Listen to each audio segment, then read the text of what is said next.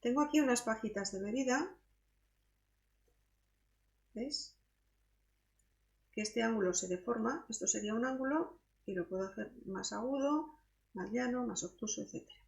Si yo enlazo varias pajitas, hago un polígono. En este caso tenemos 4 lados, 4 ángulos, sería un cuadrilátero. ¿Qué pasa con estos polígonos? Que a no ser que estas juntas sean rígidas, se pueden deformar. ¿Veis? Pasamos de un cuadrado a un rombo. Bien, ¿qué pasa si yo quito una de estas pajitas? Y uno, lo que queda, 3 lados, ¿de acuerdo? Esto sería un triángulo. Veréis que no se podría deformar. Los ángulos no se deforman, ¿de acuerdo? Bien, por eso el triángulo es una figura tan importante. La veréis mucho en arquitectura y en ingeniería, en cerchas, que serían las estructuras que hay en las cubiertas de las naves industriales o de algunos edificios modernos, y en puentes, por ejemplo. Bien, ¿qué es un triángulo? Triángulo, 3 ángulos. ¿Le podrían haber llamado trilátero? Sí, pero ¿por qué le llamaron así? Porque quisieron. ¿Por qué a los cuadriláteros les llaman cuadriláteros en vez de cuadriángulos? Porque quisieron. Pero el tema es que este es un triángulo, 3 ángulos. Cada ángulo tenía un vértice y 2 lados, ¿verdad? Pues el triángulo tiene 3 vértices y 3 lados. ¿Cómo los vamos a llamar? Los vértices son puntos, luego letra mayúscula, y los lados son segmentos, letra minúscula. A, B, C, siempre en orden, ¿de acuerdo? Pero ¿en qué orden vamos a dibujarlos o representarlos sobre el triángulo? Siempre en sentido contrario a las agujas del reloj, en este sentido.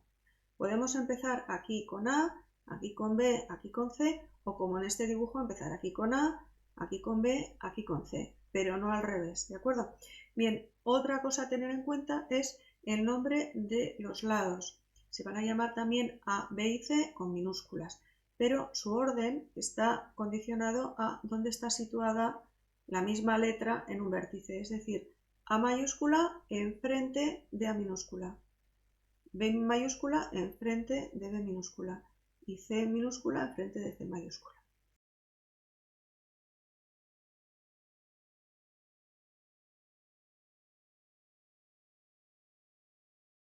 Los ángulos interiores de un triángulo forman siempre 180 grados.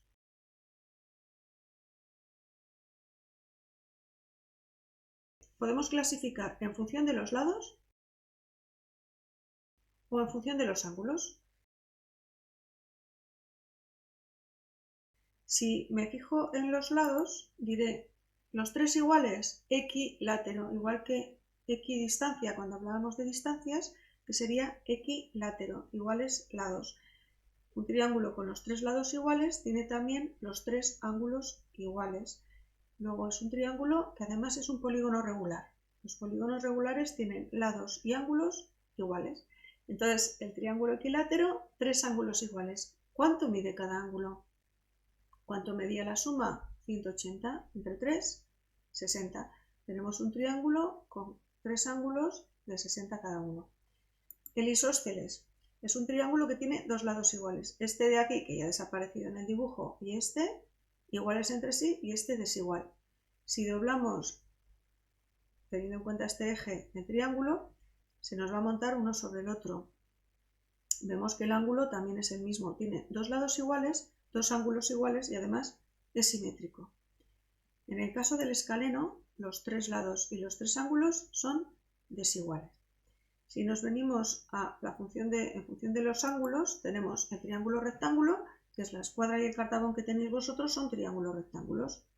Pero si vemos que este es un ángulo recto, estos dos tienen que ser agudos.